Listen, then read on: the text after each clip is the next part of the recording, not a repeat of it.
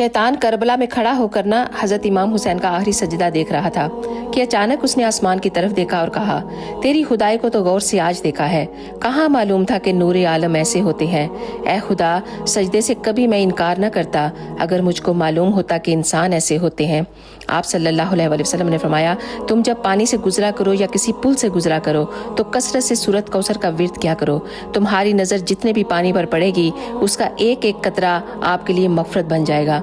अगर आप दूसरों के साथ इसको शेयर करोगे तो सदका जारिया बन जाएगा।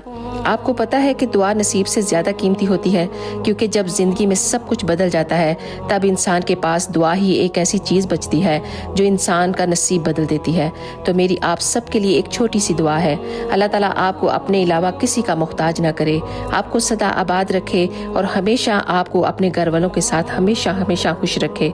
अगर आपको ये वीडियो अच्छी लगे तो प्लीज़ एक दफ़ा इसको शेयर करके भी ज़रूर जाइएगा।